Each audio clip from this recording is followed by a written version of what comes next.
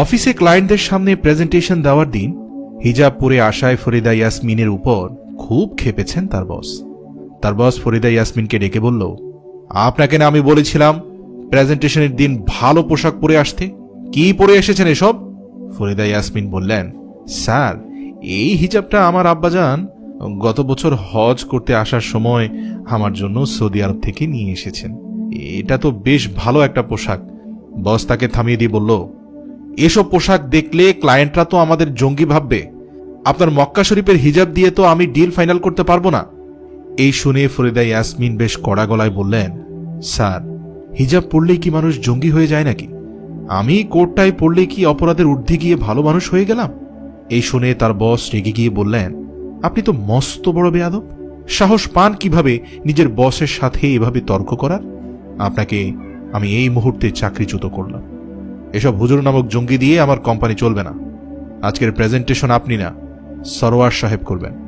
আপনি এখনই নিজের জিনিসপত্র নিয়ে অফিস থেকে বেরিয়ে যান। এ শুনে ফরিদা ইয়াসমিন খুব কষ্ট পেলেন, তবে সেখান থেকে চলে গেলেন।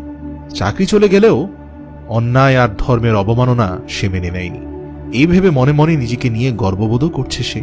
রিজিকের মালিক তো রাজ্জাক, মহান আল্লাহই তার একটা ব্যবস্থা করবে। বসের চাটুকারিতা করা সরোয়ার এসব দেখে খুব খুশি হল। ফরিদা ইয়াসমিনের মতো যোগ্যতা সম্পন্ন একজন কর্মীর চাকরি চলে যাওয়ায় তার প্রমোশনের পথটা একদম মসৃণ হয়ে গেল।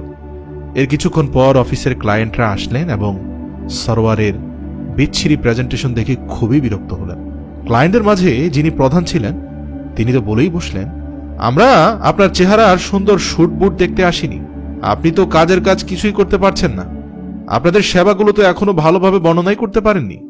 আমার তো মনে হচ্ছে প্রেজেন্টেশন দূরের কথা, আপনি রাস্তায় গিয়ে বুট বাদামও বিক্রি করতে পারবেন না। এই বলে সেই ক্লায়েন্টরা অফিস থেকে বেরিয়ে গেল। অফিসের সামনে রাস্তাটায় প্রেজেন্টেশনের বিভিন্ন জিনিসপত্র ও ফাইল নিয়ে বাসের জন্য অপেক্ষা করছিলেন ফরিদা ইয়াসমিন। অফিস থেকে বের হওয়ার পরই সেই ক্লায়েন্ট প্রধানের নজরে পড়ল ফরিদা ইয়াসমিনের হাতে থাকা তাদের কোম্পানির লোগো সম্বলিত একটি ফাইল। কাছে গিয়েই তিনি ফরিদা ইয়াসমিনের কাছ থেকে সেই ফাইলটা নিলেন এবং তাদের কোম্পানি নিয়ে নানান ধরনের সুন্দর সুন্দর আইডিয়া এবং নজর কাড়া সব ডিজাইন বানানো আছে দেখে খুব খুশি হলেন। কথা প্রসঙ্গে সেই ব্যক্তি ফরিদা ইয়াসমিনের সাথে আজ কি কি হয়েছে তার সব জানতে পারলেন। সব শুনে তিনি নিজের পরিচয় দিলেন। বললেন, আপনি আজ যে কোম্পানির জন্য এসব বানিয়েছিলেন সেই কোম্পানির প্রধান আমি। আপনার সাথে আজ যা ঘটেছে তা সত্যিই দুঃখজনক। আমার মতে একটা অফিসে কাজকেই প্রাধান্য দেওয়া উচিত, কর্মী কি পরে অফিস করছেন সেটাকে নয়। যাই হোক, আপনার কাজ আমাকে মুগ্ধ করেছে। এমন প্রেজেন্টেশন যদি আজ এই অফিসে দেখতাম নিশ্চিতভাবেই তাদেরকে ডিলটা দিয়ে দিতাম। তারা সেটা পায়নি, তাদের দুর্ভাগ্য। তারা আপনার মতো কর্মীকে কাছে পেয়ে দূরে ঠেলে দিয়েছে, এটা তাদের দুর্ভাগ্য। তবে আপনার জন্য আমার একটা প্রস্তাব আছে। আপনি চাইলে আমার অফিসে ক্রিয়েটিভ ডিরেক্টর হিসেবে জয়েন করতে পারেন। বেতন, পদমর্যাদা, সুবিধা সবকিছুই আপনার পুরনো অফিস থেকে ডাবল পাবেন। তবে আমার এখানে চাকরি করতে গেলে একটাই শর্ত, সেটা হলো সব সময় এভাবেই নিজের ধর্মের সম্মান আগলে রাখবেন।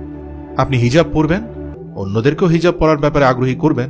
আমি দেখেছি আমার অফিসে যে সকল নারীরা হিজাব পরছেন এরা নিজেদের দায়িত্ব ও ওয়াদার ক্ষেত্রে খুবই সচেতন।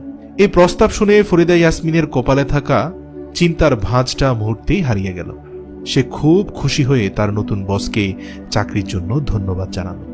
এরই মাঝে দূর থেকে পুরো ঘটনা দেখে হাজির হল তার সাবেক নির্লজ্জ সেই বস। তিনি এমন ভাব করছেন যেন কখনোই তিনি ফরিদা ইয়াসমিনকে চাকরিচ্যুতই করেননি। তিনি ফরিদা ইয়াসমিনকে বললেন, আরে আমি তো আপনার সাথে মজা করেছি, আপনাকে চাকরি থেকে বাদ দেবার তো প্রশ্নই আসে না। আপনি অফিসে আসুন এবং আরেকবার ওনাদের কাছে নিজের প্রেজেন্টেশনটা দিন। ফরিদা ইয়াসমিন বললেন, স্যার, এত বছর ধরে আপনি যতবার আমাকে অপমান করার সুযোগ পেয়েছেন করেছেন। আপনি প্রতিদিন আমার হিজাবের দিকে তাকাতেন আর বিষ খেয়ে বিষ হজম করতেন। আর আজ একটা ডিল হাতছাড়া হয়ে যাবে ভেবে আমার সাথে এত আন্তরিকতা দেখাচ্ছেন। কাল যে আবার আপনি আমাকে বের করে দেবেন না তার কি নিশ্চয়তা আছে? আমি আপনার অফিসে আর কাজ করব না, বরং এমন কোথাও কাজ করব যেখানে আমার মেধা আর পরিশ্রমের যথাযথ মূল্যায়ন করা হবে। তার চেয়েও বড় কথা, আমি আমার ইসলাম ধর্মকে অনেক ভালোবাসি। আমি আমার নিজের এই হিজাবকে অনেক ভালোবাসি। আমি গর্ববোধ করি এজন্য যে আমি একজন হিজাবি সম্ভ্রান্ত মুসলিম নারী। আর এমন কোথাও কাজ করব না যেখানে আমার ধর্মকে অসম্মান করা হয়। শর্ট বুট, খোলামেলা পোশাক আর হিজাব দিয়ে মানুষকে পৃথক করতে যাবেন না স্যার। মনে রাখবেন, যাবার কালে আপনাকে আর আমাকে দুজনকেই ওই হিজাবের মতো এক কাপড় পরেই এক জায়গাতেই যেতে হবে। মনে রাখবেন, আমরা শুধু গল্প শোনাচ্ছি না, আলোর পথ দেখাচ্ছি। আলোর পথের একটি ভিডিও শেয়ার করার মানে হচ্ছে আপনিও আলোর পথ দেখাচ্ছেন।